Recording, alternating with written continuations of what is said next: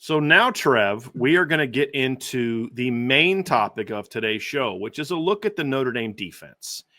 And, this is a unit that has been,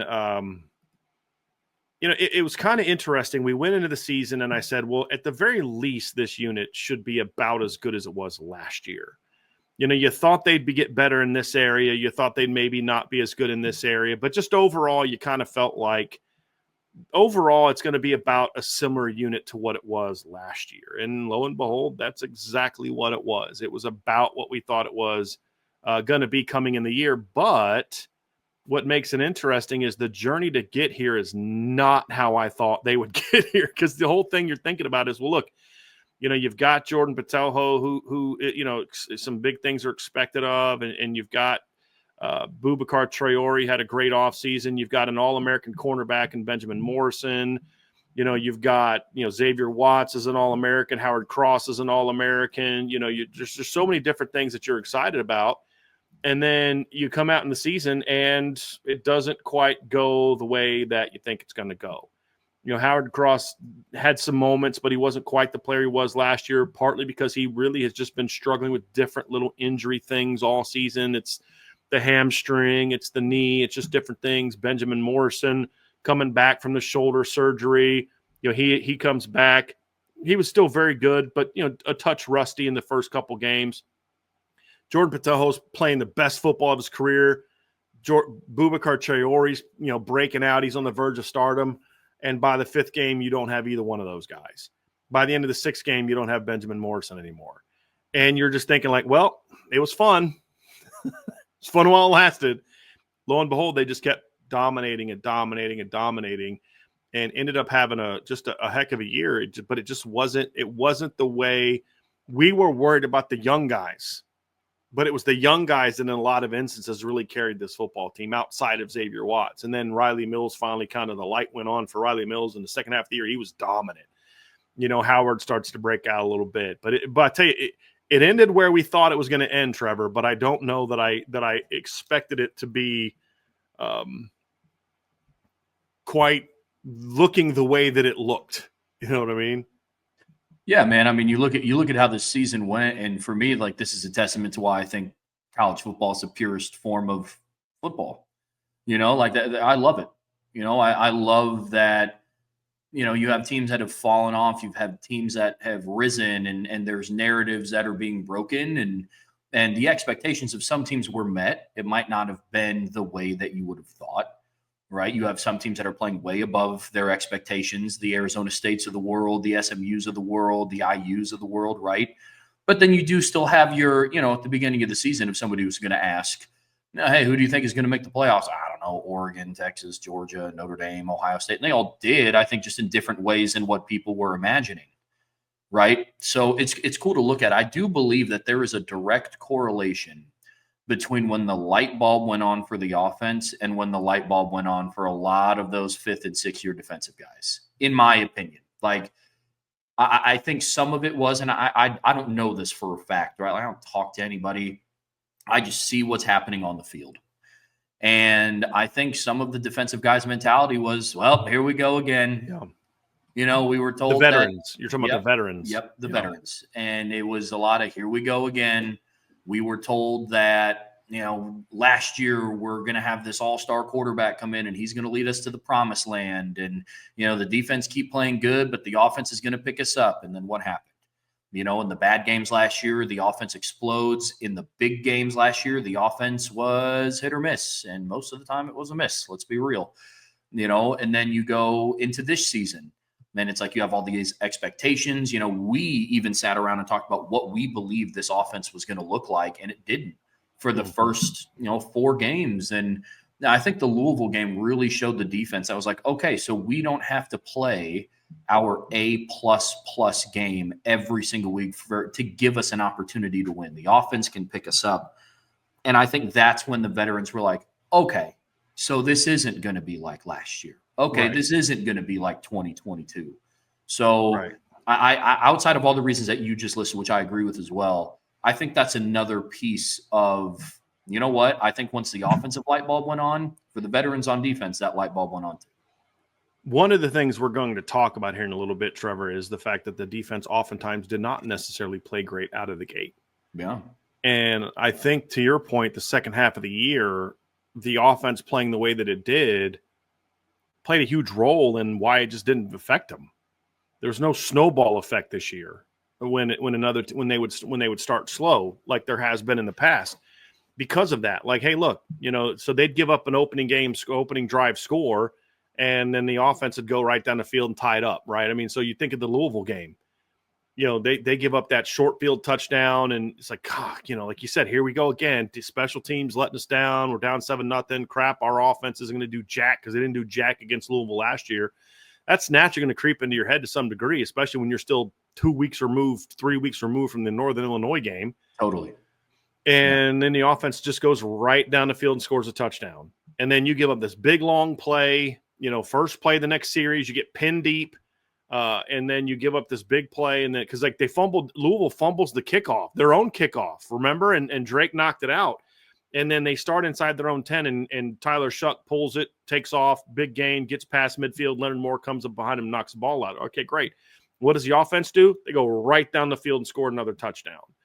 And you have mentioned before, and you're doing it again, that was something that you felt. That is when, I agree with you completely, that is when you felt like the defense was like, hey, guys, we're good. Let's just play our game. We don't have to be heroes. We don't have to go make a bunch of plays.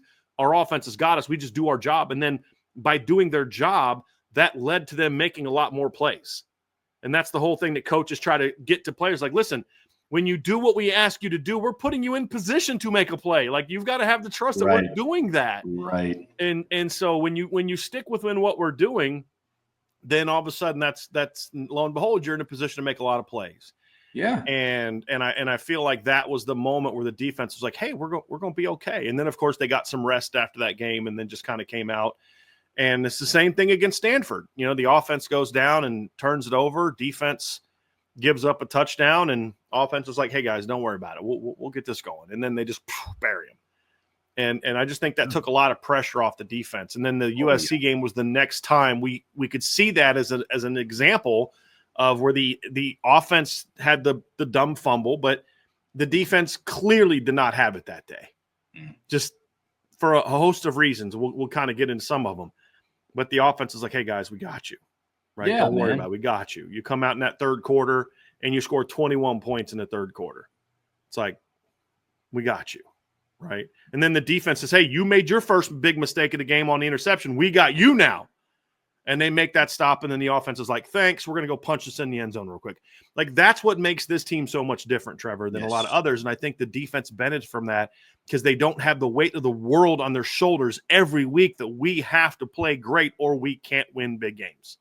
I think that's huge. Yeah, absolutely, man. I mean, look, if I could encompass the season into like one phrase, one whatever, like it was like a light bulb moment season, right? Like, you go and you look at Riley Leonard's performance. And, he was struggling at the first part of the season. Once he got more comfortable in the offense and the light bulb went on and was like, oh my gosh, I don't have to put this team on my back to score 28 points. Then they started scoring 40 points a game, after only getting over 30 points once in their first four. You know what I'm saying? So it was the same thing with the defense. Once the defense kind of got that message from the offense of like, hey, we got you. I mean, they even mentioned it on the Here Come the Irish show.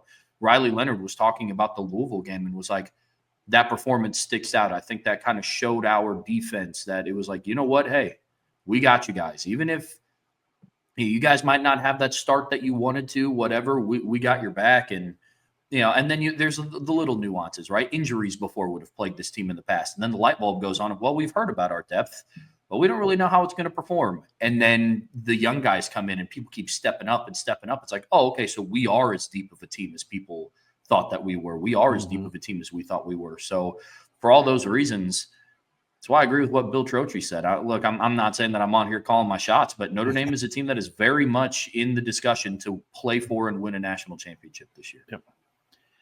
Certainly one of those teams, and the defense needs to get back on track to what it was most of the season for that to happen. And we'll talk about kind of what we think they need to do to get to that point in time, Trevor. But let's just kind of do a quick statistical overview. And with the defense, I'm actually going to look at it two different ways, Trev.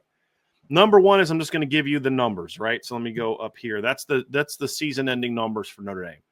So a lot of great stuff in there. Third in points per game at 13.6.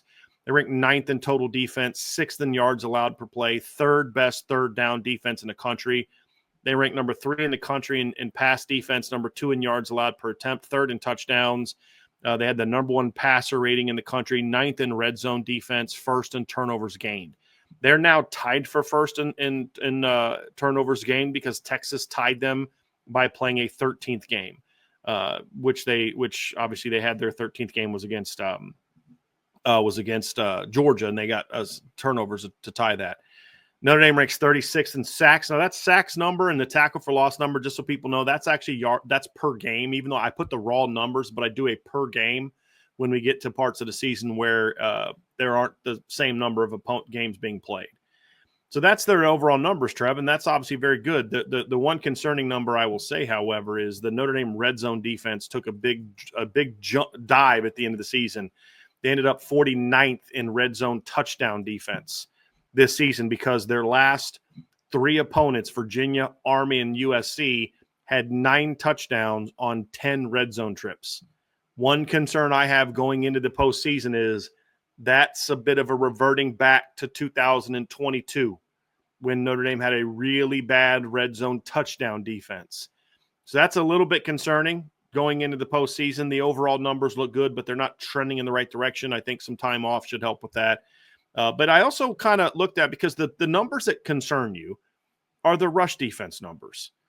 And by the way, I don't have it on there, but Notre Dame's pass defense this year also ranked 4th in interceptions, tied for 4th in interceptions this season as well. So that should be noted in the conversation as well. But when you look at those rushing numbers, Trevor, I feel like you look at the 51 number, they gave up 138.8 this year.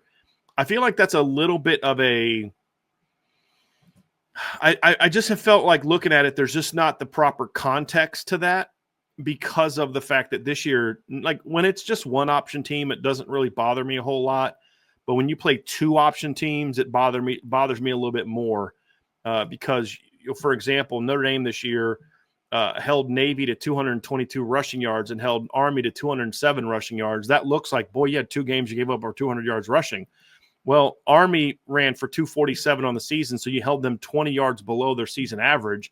Navy this year finished with 314 rushing yards. You held them 107 yards below their season average, but in the lack of context for what they do in the triple option, it looks like you gave up a lot of yards. So what I did is I also took the rankings against Power 5 opponents only. So when you're only playing Power 5 teams, and that tells a little bit of a different story about the Notre Dame defense. And I think this is more reflective of what they've been and who they are going into the postseason. So this takes out the 2 MAC games and then the triple option games.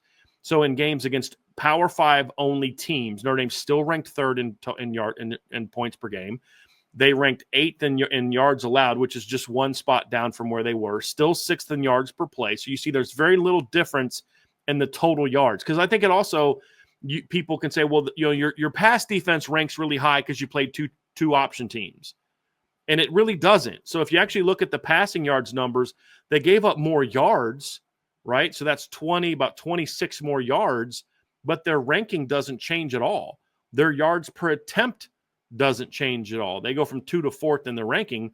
Their quarterback rating doesn't change. It actually got better against the Power 5, the non-Power 5. When you play Power 5 only opponents, Trev, their passer rating got actually better, but their ranking went from 1st to 3rd in that situation. So, and then 2 teams ahead of them, Florida Atlantic and UAB, only played 1 Power 5 team.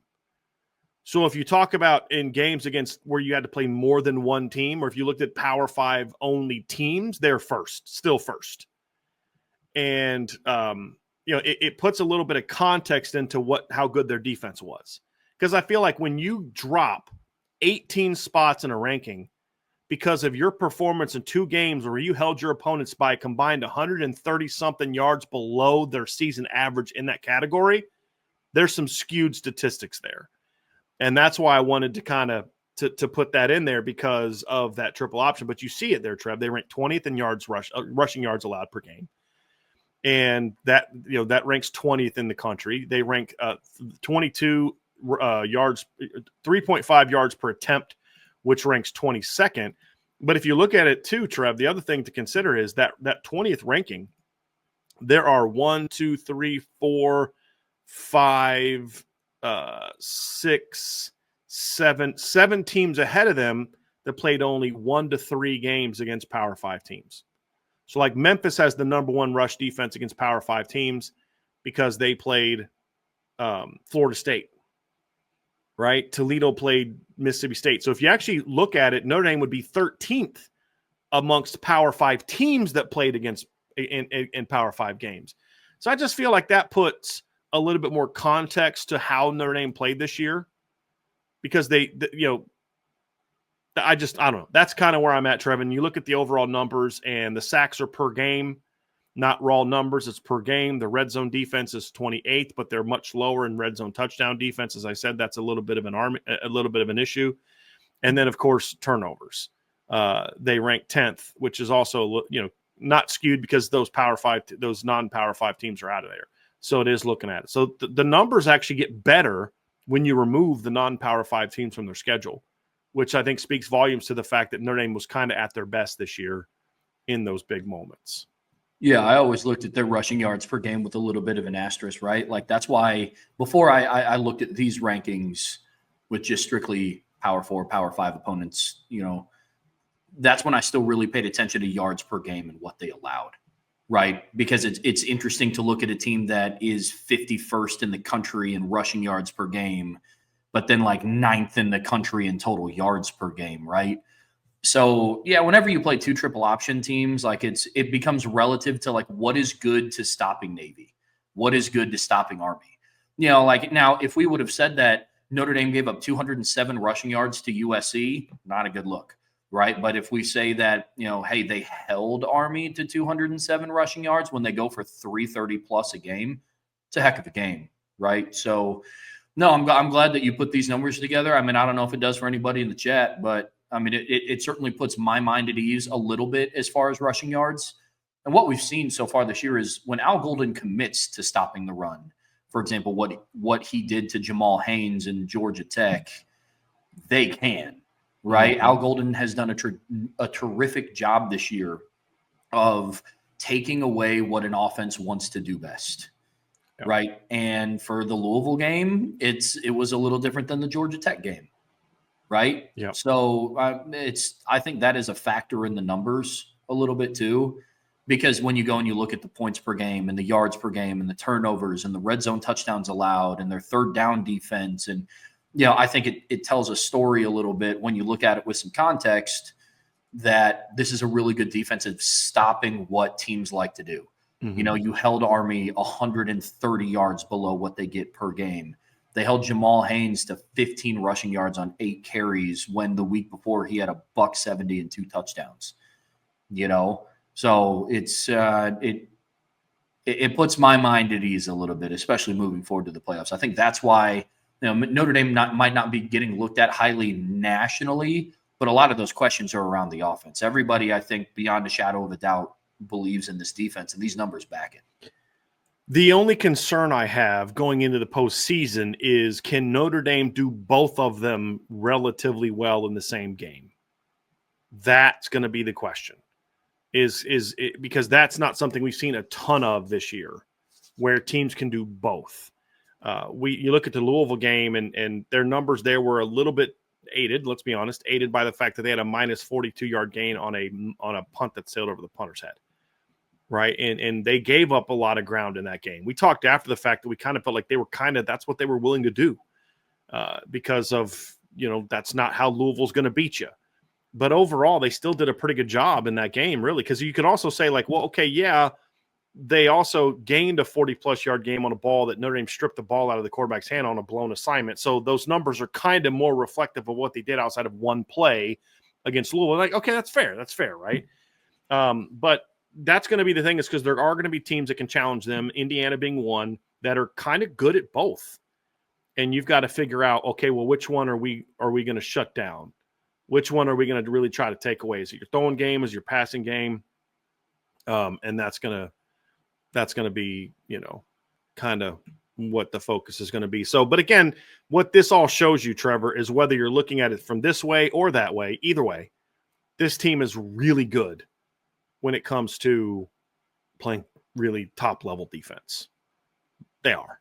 They're really yeah. good. Oh, yeah, man. I mean, like, look, for the majority of the season, I think it's fair to say that Notre Dame's defense kind of carried them to where they were. Now, it's awesome to see that the offense came alive, after that first bye week and started hanging 44 points a game on teams, right? But, the defense was still kind of the marquee. Like, the way that I look at it, I expect Notre Dame's offense, with how they're put together, to score over 30 points a game. Like, I just do, right? But I think the more unrealistic expectation is to, up until the USC game, they didn't allow an opponent to score over 14.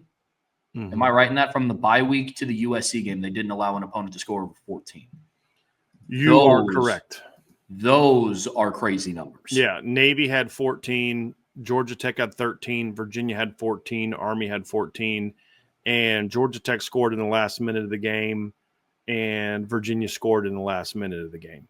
Okay. So if it's not for literally touchdowns in literally the last minute of the game, they would have held 1, 2, 3, 4 of their opponents to under 10 points in down that stretch. And I think Army also had a very late touchdown in that game as well. That was one of the things that I was going to bring up about the red zone defense for touchdowns allowed. I know at least 3 of those were allowed on the second team defense. Army also scored in the last minute of the game. Yep. So 3 of those touchdowns were in the last minute. Now, that doesn't mean that they go from 89th to 6th. Sure. Right? Because USC went 5 of 6. Yep. Those weren't garbage touchdowns. Yep. Totally. You know what I mean? So that is good context, and somebody in the chat also mentioned that. But again, when you look at that game against USC, they didn't go from 5th to 6th. So, I mean, to your point, Trev, you say, well, they haven't played an offense like Indiana's. So, well, they have. They've played a couple. I would argue they've played 3. One of them was missing their starting quarterback. So you throw that one out. But Louisville and USC are very comparable, in my opinion, either schematically and results-wise or talent-wise. USC is that way talent-wise. Louisville is that way from a result standpoint. So, and similar balance and similar scheme, and a lot of things that they do are comparable. So, and the talent is somewhat comparable at certain spots to kind of what they do. So that's kind of how I look at it, Trev, and breaking this team down and looking at Notre Dame. That's what we see. That's what we see from this Notre Dame team. Just kind of as a first glance look at who they are. And then you dive into the next part of the conversation is, okay, what are the building blocks that we believe Notre Dame has right now? Not what they can have if they improve, or just where are they right now, big picture. What are the things you look at right now and say, these are things that they have that are championship caliber? And then also, these are the things that are potential stumbling blocks, because there's both. There's building blocks and stumbling blocks. And the teams that go on runs are able to emphasize the things that they have, that the building blocks, and they're able to find ways to overcome or bypass the stumbling blocks. So we're going to talk about both of those real quick before we dive into more. Like we said, the way we're doing it, it's more of a macro versus look at the overall defense, and then we'll do more of a micro look that's more specific to winning games. So when you look at the first, to me, Trev, building block for a championship, it really boils down to, if Howard Cross is back healthy, that's a big part of this. So this is an asterisk, and we believe he will. You have an interior defensive line that has for the last month of the season has played as good as anybody, and the asterisk to that is also, by Howard Cross going out, Donovan Heinisch and Gabriel Rubio were forced to play a lot of snaps, and Donovan Heinisch absolutely balled out. And if you look at the Pro Football Focus numbers, for example, Trev, from beginning with the game that Howard Cross left early, because he had to leave early, Donovan Heinisch in the last 4 games of the season was really, really disruptive. I'm going to pull up his numbers here real quick. In the last 4 games, according to Pro Football Focus, he had 8 total pressures, 3 sacks, 2 more hits on the quarterback, and 12 run stops in the last 4 games alone. That's Donovan Hinish, not Riley Mills, Donovan Hinish. He was playing outstanding football. Just to give you some context, Trev, that 12 stops, if just the last 4 games, would rank 10th on the defense. If it just was that last 4 games, would rank 10th for the entire season. Would rank 10th. And the pressures, right? So I said he had 12. What did I say he had? How many pressures I say he had in that one? He had 3, 4, 5, 6, 7, 8. His three sacks plus 2 hits on the quarterback, so that's 5, would have been in the top 6 or 7 on the defense for the entire season. So if can Howard Cross come back and keep playing like he was before the injury, and can Donovan Hinish keep playing like he did? And then also by Donovan playing a little bit more, you don't have to bring Howard back at 50 snaps, right? So I think the moral of the story is, with Rubio back healthy, with Mills, with Hinish's emergence, and then, of course, with Howard Cross coming back, you have an interior group now that has the starting power and the depth and the playmaking ability to be really, really good. Because as good as Donovan is, you saw against USC, they were like, we'll take our chances with Hinish and Rubio. We're going to double team Riley Mills. If Howard Cross comes back healthy, you're going to pay for that even more if you try to do that in the postseason. And so I think that's the number one building block that I look at, Trev, and say, right up the middle of the defense is where I think this Notre Dame defense is really, really good if Howard Cross is back for the postseason, which we expect, which Marcus Freeman said they expect him to be. Yeah, I mean, we were talking earlier in the show about when the light bulb went on for the defense, and a big part of that is when the interior, the defensive line stepped up. Now, you fast forward to the end of the season, also according to Pro Football Focus, they compiled some data and they came up with the number 1 interior defensive line in all of college football in terms of sacks, and it was Notre Dame. Notre Dame has the number 1 interior defensive line in terms of sacks, according to Pro Football Focus. So the interior is, I mean, key to so many different facets of stopping an offense. I mean, we've talked about it before. When you're a quarterback getting pressure right up the middle, it's tough, man. That is a tough spot to be in.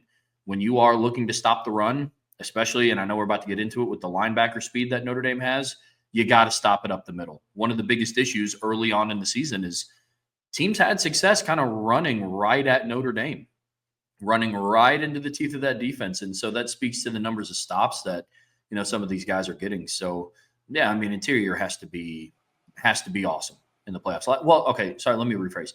The interior of the defensive line has to play the way that they did this season. Keep doing what you're doing. Yes, yes. Absolutely. The other thing, too, is the USC game aside, where the secondary, well, one member of the secondary, actually 2, I don't think Jordan Clark played that well in the final regular season game as well either. Your secondary, for the most part, this season has been outstanding. Even not even talking about when from the moment Benjamin got hurt, because you can't count what it was before he got hurt. Well, it was great when Benjamin was playing, but it sucks now. But we're going to say it's great. No, it's what it has been since he got hurt. It has been, in my opinion, still an outstanding secondary. They had a really bad game against USC. But when you watch that game, Trevor, this isn't USC guys just running by Notre Dame guys, and they just can't run with them, which we've seen. This wasn't like God love him, love the kid, great kid. But this isn't like Clarence Lewis, where he was trying to cover and dudes were just running by him. This was Christian Gray peeking in the backfield, which he's not supposed to do. This is Christian Gray grabbing instead of transitioning the way he's taught. This was a tired guy that was played with not the focus you want, and it hurt him. This is Jordan Clark after not having played basically for 2 weeks, because Jordan Clark played very little against Army. And so, you know, and I also think that can't be dismissed either. The fact that Notre Dame had spent the entire previous week preparing for him playing a team like Army, and then you've got to come play a team like USC, I think hurt them quite a bit. Jordan Clark played 4 snaps against Army.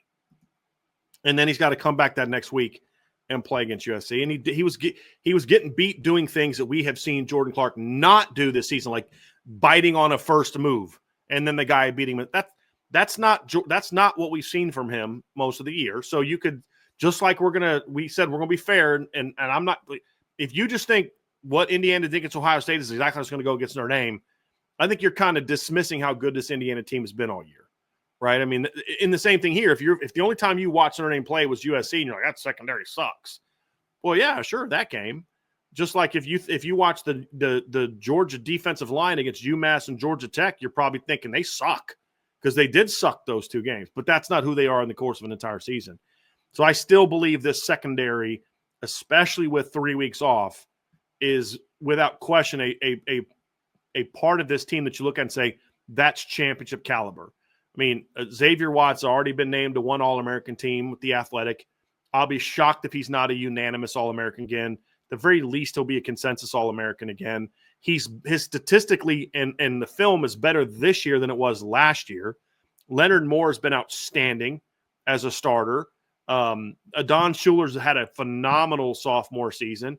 And Christian Gray, outside of a couple games here and there, has been pretty darn good. And then Jordan Clark's been pretty solid all season. So I think this secondary, Trevor, is still a part of this team that you look at and say, when they play their game, not when they play out of their minds, but when they just play their game, do what they're told, this is an outstanding secondary. Yeah, I've said it all year. I think the secondary is the strength of this defense. I do. Like there's a reason why Al Golden, in my mind, is okay with giving up some yards on the ground, because he knows that this secondary is it's a lockdown secondary. And I don't think that there's any way around it. It's a deep and it is a lockdown secondary. And I'm with you. I think the sample size against USC, like I think that there's more that attributed to their performance than just, they're just bad. Because if that was the case, then they would have gotten worked by Colin Lacey and Ja'Cory Brooks and Chris Bell on September 28th. You know what I mean? Like this isn't the first good receiver that they face. This isn't the first good receiving core. Like I know Stanford's quarterback is not good, but Alike Eomena is still a really good receiver. And even when has had a pretty good freshman season as well. Yeah. Yeah. And even when he hasn't been able to get, like, even when Asher Daniel isn't able to get him the ball, it's not like he was running wide open because Notre Dame just couldn't cover him. And, the D line was just eating. Like, this is a good, really good secondary. And it's going to be something that they need going into the playoffs, because I will say, you look at Notre Dame's regular season, then they would play a really good passing team, and then like 3 teams that could not pass the ball to save their lives if they wanted to. And then they would play a good passing team, and then they'd play a triple option team. And that, whereas in the playoffs, you're going to be facing I guess the outlook is a little different with Georgia now, barring who starts at quarterback for them. But you go through and you look at their potential path, and if it's what Bill Trocchi was talking about, you have IU with Curtis Rourke, who's going into a 6th year, which is he's a really experienced kid. He throws a pretty ball. And then if they make it to the semifinals, they might face Penn State with Drew Aller.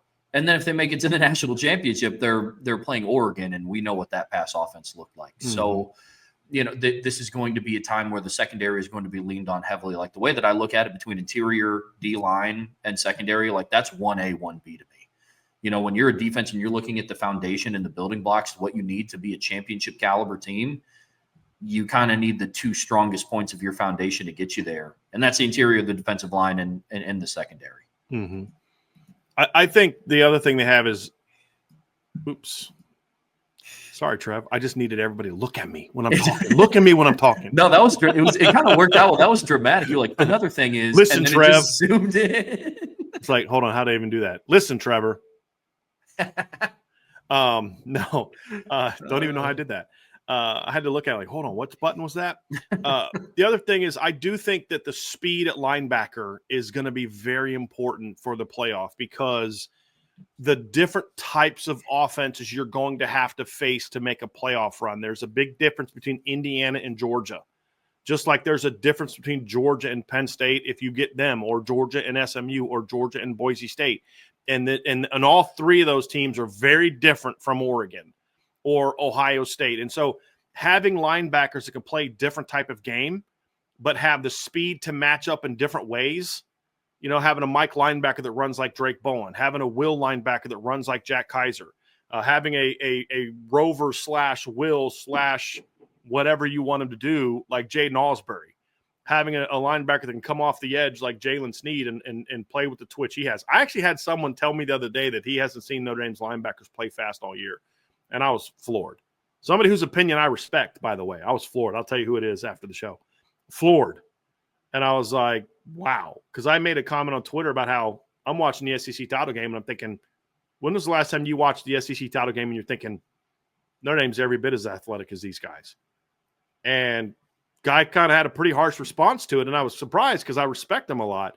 So I reached out to him privately on Twitter, and he was just I was like, wow, that's some interesting takes. Still respect him, but this is just one we happen to disagree on. But I think these guys can run, and I know that there's some people that are down on the linebackers, especially Dirk Bowen. I don't see it, but I think these kids can flat out run, and that's going to help them when they get into these different types of matchups in the postseason. And I think that's another part. And then also on top of it, this is a very disruptive defense in a lot of different ways.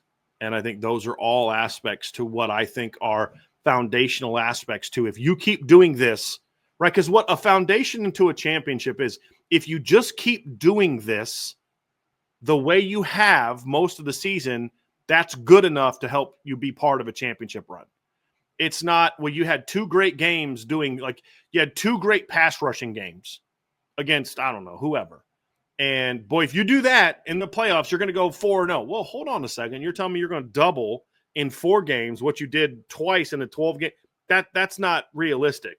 This is more of a keep doing what you've been doing the vast majority of the season, outside of, the USC game and, I don't know, even a quarter against Northern Illinois.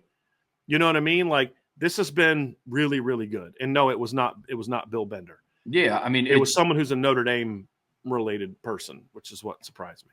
Yeah, man. I mean, look, you're asking your defense to do what they did for 10.5 games. And that is a very realistic ask. It's the same thing that we talked about the offense yesterday. Same like with the defense. We're not saying, hey, listen, guys, if you come out there and hold every opponent to 7 points, I think we like our chances. Yeah, no, duh. You know what I mean? But just play at the level that you had been. I mean, for the linebackers, I'll be honest with you, that was my surprise group of the season. Not that I thought they were going to be bad, but it was a lot of speculation at the start of the year. A lot of it was you're kind of betting on the potential. You know what I mean? Outside of Jack Kaiser, who was even starting a new position. So you go and you look, and it's like, man, this Drake Bowen kid, like, he was awesome. He played hard on special teams, and he's really good sideline to sideline. I hope he is what he was cracked up to be. He was. You look at Jaden Ausberry, and it's, man, we hear nothing but his speed. He's a good tackler. Let's hope that carries over into him getting more reps. Absolutely did. I think he's 3rd or 4th on the team in tackles, and he doesn't even start. You go and you look at Jalen Sneed, and he's kind of been that defensive specialist a little bit for Notre Dame. Like, hey, you're going to be in this situation on this down against this team, right? And he's done what he had to do. And before he was hurt, unfortunately, Kingston was doing the same thing. But I agree. I mean, when you have speed at linebacker, it allows you to do so many different things. Because, Brian, to your point, you're going to be facing a lot of different teams in the playoffs, right? Like, I brought up the Georgia game. If Notre Dame beats Indiana and moves on to play Georgia, even within that now, their linebackers were going to be used differently than if they were playing Carson Beck. Now they're playing a guy in Gunnar Stockton who's a little bit more mobile. But the speed can kind of help all. If you think of the 3 potential semifinal opponents, if you are able to get it's either you're facing Ashton Genty, who, in my opinion, should be the Heisman Trophy winner as the best player in college football, which is completely different from how you'd have to defend SMU. Right. And their mobile quarterback, and it's completely different to where you have to play Penn State, where you've got to deal with a dynamic 1-2 punch at running back. One's explosive, one's a power guy. And, oh, by the way, they have the best tight end in college football who teams just can't figure out how to stop. Yep. Like, they put all their resources to stopping them, and they still can't stop. Yeah. You know what I mean? Like, having linebackers like this can help you in those matchups, right? I mean, there aren't a lot of teams that have linebackers who can run with Nick Singleton on a wheel route. Notre Dame does. They have a few. Not a lot of teams can run with Tyler Warren. Notre Dame has a few. Right. And so, and especially if at some point in time they get Kingston back at some point in time, and I don't know if or when he'll be back in the playoff, that's another part of it, right? Is you have to have those linebackers can do that. And those are aspects. And of course, as we mentioned, how disruptive this defense has been all season, with turnovers. And it's not just like fluky turnovers. I mean, that's the thing that you look at and you say, they rank 8th in the country in passes defensed, and 4 of the teams ahead of them have played 13 games.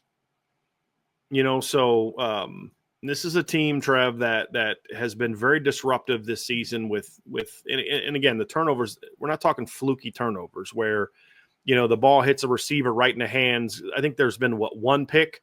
I think there was a pick against Louisville where it hit a guy kind of in his hands. And it was in tight coverage, but it flew up and zit.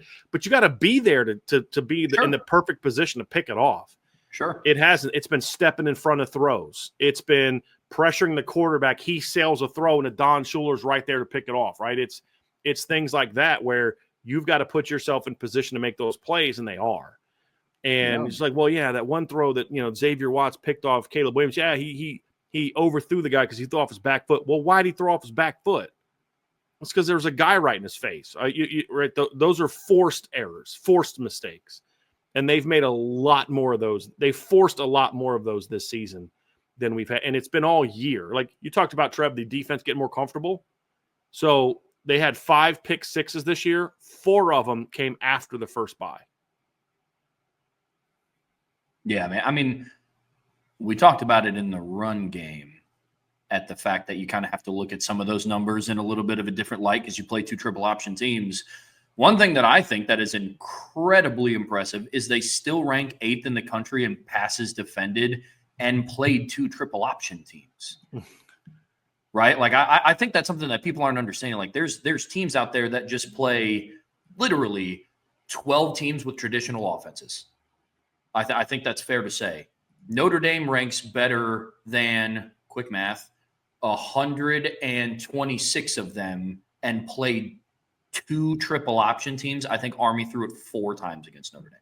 Yep. 2 of 4. That's crazy. I mean, that's like, for anybody that wants to know how truly good this secondary is, look at that stat. They're 8th in the country in passes defended and played 2 teams that don't pass the ball. And they broke up 2 of those passes against Army. I mean, they had 2 breakups against Army, and they had 2 breakups against Navy, who didn't pass a whole lot more than Army did in that game. Right, they only passed 14 times in that game. Actually, sorry, that was what the Notre Dame offense did. Navy passed. Let's see here. Actually, they passed 20 pass offense. Yeah, 14 times. That's 14 times against Notre Dame. That was it, right? And so, and Notre Dame in those 2 games had 4 pass breakups and a pick. That's pretty good. Yeah. How good's Notre Dame's secondary? They got interceptions on triple option teams. They got 4 pass breakups and an interception against 2 triple option teams who have combined to go 18 and 4 this season, with 2 of those 4 losses being to Notre Dame. 18-2 against non-Notre Dame opponents, right? I mean, that speaks to it. But that's, again, win a championship is because that continues in the postseason. Now, let's talk about some potential stumbling blocks, Trevor, and here's a couple for me.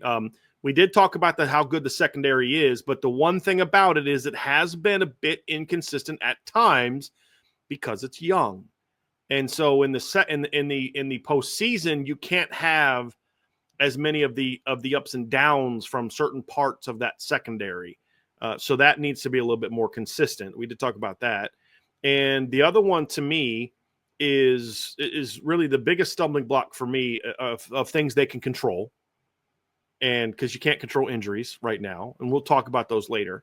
But the things that they can control is the edge rush is the one thing that could potentially be a little bit of kryptonite to this team. If you play a team that's really good up the middle or has a good scheme pass pro-wise and keeps Riley Mills and Howard Cross from getting after the quarterback, and it now comes down to, can your edge rushers get to the quarterback? If not, you're in trouble.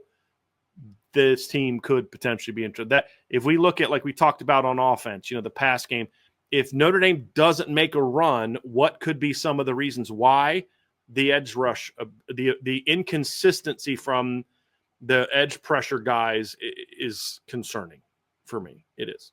Yeah, I mean, I would say the overall play of edge rushers, combined like in the pass and run game. I mean, we just highlighted all of the premier running backs that they might be able to face, or potentially a mobile quarterback. You're going to have to set the edge when you are containing on defense, right? Push everything and funnel it back inside, which overall, like I think they're built a little bit better to do than they are on a strictly pass rush. I mean, for as much as people want to dog on RJ Oben this year, he's done a good job in the latter half of this season in the run game. He has. Josh Burnham, that's kind of his bread and butter right now. That's Josh's wheelhouse. Yes. Running, stopping the run is exactly where Josh Burnham thrives. Yep. But their play overall encompassing is like an edge rushing group. Like how is it going to be done? How well can Bryce Young set the edge and run game? Can Junior Tuihalamaka emulate what he did the regular season and get after the quarterback? Because, we talk a lot about them double teaming Riley Mills and then, they're willing to take their chances on the interior with Donovan Heinisch and Gabe Rubio one-on-one. Junior Tuihalamaka was also one-on-one and had a couple of opportunities to get a sack. And he wasn't able to finish against a more mobile quarterback in Jaden Maiava. So, it's going to be, are you able to finish plays? Are you going to be able to get after the quarterback with what you're able to do? And, those are really big question marks for me. And if there is a potential stumbling block on defense, I think to be honest, we kind of got a glimpse of that against USC, right? There was essentially no pass rush, and Maiava was able to just kind of sit back and play point guard for a little bit. So, and then, consistency on the back end. Secondary is going to have to do well, both in the pass game and the run game. Like there's going to be, I have praised Notre Dame secondary this year for being a really good team tackling in space. And that's going to have to be something that remains in the playoffs. As poor as Christian Gray played at times in coverage, his ability to come up and stop the run and perimeter screens was a huge part of their ability to shut down USC in that game. Oh, yeah. I think of the first drive of the game, he comes up and on 4th and 2, they throw a little slide route. I think it was Zechariah Branch, and he just comes up and drills them. Great open. You think of the Georgia Tech game where I think it was 21-7. Maybe it was 24-7. I think it was 21-7. Yeah. Georgia Tech's going on a drive. They end up missing a field goal because they ran a jet sweep to, I believe it was Eric Singleton, who's now getting offered millions of dollars. And it's him and Jaden Osbury in space. Man. And Jaden was like, sorry, bro, this ain't your day. Because you're not me. And you know what I mean? And he had tackles of the season. And he had 4 or 5 plays off the top of my head like that, where Jaden Osbury, who's a backup linebacker, and I use that word loosely because I think they're all kind of co-starters the way that they play snaps.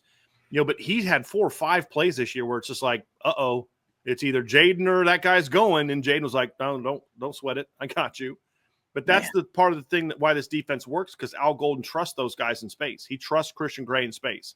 He trusts Jaden Osbury in space. He trusts Drake Bowen. He trusts Kingston. He trusts those guys in space. And for the most part, they've rewarded them for it. And those are the things you look at and say, hey, man, this is where, you've got to be able to step up and make those kind of plays. Make plays in space, man. Did it. There's going to be some really good playmakers down the stretch if Notre Dame's able to make a run. Yep. And that can do elusive things in space. And they've been tackling well all season. And that's gotta remain. That's gotta remain a constant for them. So we're going to get to some more stuff here, Trev, in a few. We're gonna get to sort of more specifics of what we need to see from Notre Dame in this postseason. But I wanted to remind everybody that before we move on to the next section, if you could do us a favor, hit that like button, hit that subscribe button, make sure you hit the notification bell. I've had a lot of people say that just because they're subscribed, they're still not getting notifications. I don't know if you need to text YouTube about that, but we have been getting a lot of people complaining about that. But that's why we also try to stay on a regular schedule and let you guys know when there will be schedule changes. Also, we always put schedule changes up on our message board. So, that's kind of a big deal there as well. So if you're on there, you'll see that we get these things on there as well. So definitely check that out.